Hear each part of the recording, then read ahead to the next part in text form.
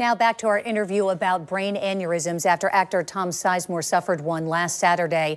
Dr. Ricardo Hanel is a neurosurgeon with Baptist Medical Center. We've worked out that audio problem. Thank you, doctor, for joining us this morning. Good morning. Hey, good morning, Jen. Thank you for having me.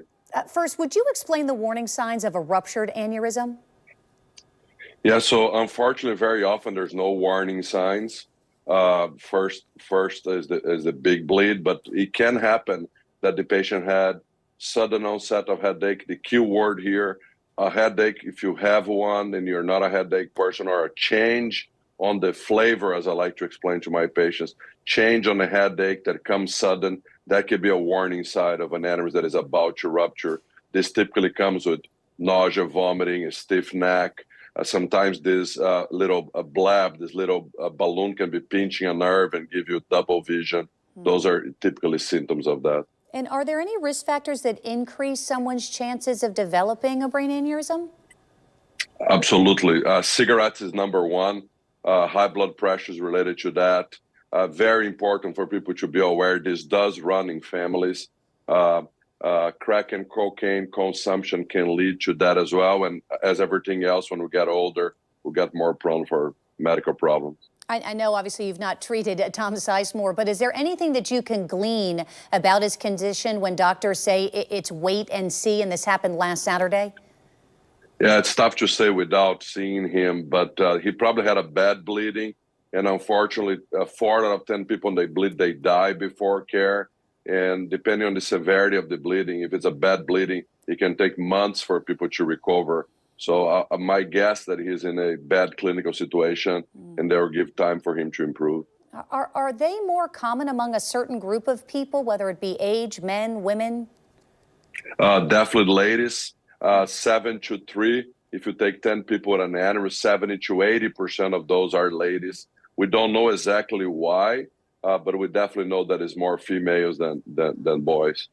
So, doctor, as you know, we have worked together to spread awareness over the years about a genetic component, which you referenced just a moment ago, to brain aneurysms. Sofia Gutierrez died 13 years ago of a brain aneurysm. She was just 11 years old. I'll never forget my interview with her parents. You know, her father, as you know, because we've talked about it so many times, her father, Omar, told me that he had a dream about Sofia, and he felt like she was trying to tell him something. So he came to you and was tested, and you found an aneurysm before it could rupture.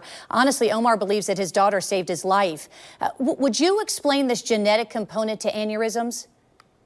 Yeah, absolutely. I just saw Omar and Monica this week. My heart to them. I remember Sofia as her volleyball uniform in the ICU here at Wolfson.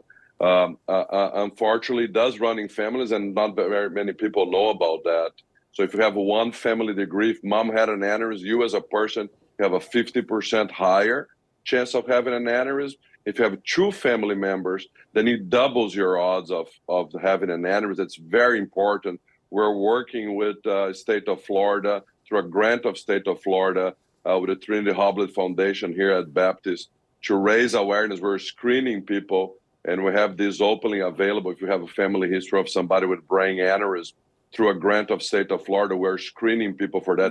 It's very important for you to know your history, know your numbers. And if you have somebody with a brain aneurysm, you gotta have an open conversation with your primary care physician about that, because this is preventable. If you find an aneurysm before it bleeds, it's a totally different ball game than if it bleeds, like on Tom's case, cat is out of the bag, you can die from that. To fix this before can be as simple as 1 day in the hospital with a minimally invasive procedure. So very important to be aware of that. It's interesting. Do you think that brain aneurysm as a family history should be added then to the medical questionnaires that we fill out when we go and see our doctors?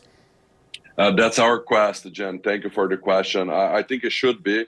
I think you answer about breast cancer, you answer about colon cancer, you answer about diabetes. Aneurysms can be very prevalent. 6 to 8% of people with family history can have that, and this is a preventable stroke. I think people should have the right to know that and discuss with their doctors treatment options for their condition before it hurts them badly.